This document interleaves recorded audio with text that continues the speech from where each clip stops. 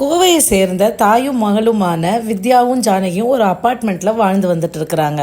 10 வருஷமா அவங்க உள்ளேயே அடைஞ்சிருக்காங்க. வெளியில இருந்து வாங்கி சாப்பிடுறது அப்படின்னு வெளியில வர்றதே கிடையாது. அக்கம் பக்கத்துல இருக்கிறவங்களுக்கு பயங்கரமா துர்நாற்றம் ஏற்பட்டிருக்கு. என்னன்னு அவங்க வெளியில கம்ப்ளைண்ட் பண்ணிருக்காங்க. இது மூலியமா ஒரு மீடியால இருந்து போய் பார்க்கும்போது 10 வருஷமா வீட்டுக்குள்ளேயே அடைஞ்சிருக்காங்க. எதுவுமே சுத்தம் பண்ணல, அப்படியே அழுக்கா இருந்திருக்கு. 5 வருஷத்துக்கு முன்னால பாத்தீங்கன்னா ஒரு தீ விபத்தும் உள்ள ஏற்பட்டிருக்கு. அதுவும் யாருக்குமே தெரியப்படுத்தல. இது எல்லாத்துக்குமே பேசிக் ரீசன் என்னன்னு பாத்தீங்கன்னா, அப்பாவோட இறப்புக்கு அப்புறம் அம்மாவும் பொண்ணும் இதே மாதிரி வாழ்ந்து வந்திருக்காங்க டிப்ரெஷன்ல. கிட்டத்தட்ட 4.5 டன் குப்பைய அங்க இருந்து நீக்கி இருக்கிறாங்க. வீட்டுல இருந்த ஆணோட இறப்புக்கு பின் ஒரு மைண்ட் பிளாக் அவங்க 2 பேருக்குமே ஏற்பட்டிருக்கு. ஆகையால உங்க லைஃப்லயும் ஏதாவது ஒரு டிப்ரெஷன் இருந்தா தனிமைப்படுத்திக்காதீங்க, ஐசோலேட் பண்ணிக்காதீங்க. யாராவது ஒரு நபர்கிட்ட ஷேர் பண்ணி உங்களுடைய சுகதுக்கங்களை ஷேர் பண்ணிக்கோங்க. அப்பதான் நீங்களும் நிம்மதியா வாழ முடியும்.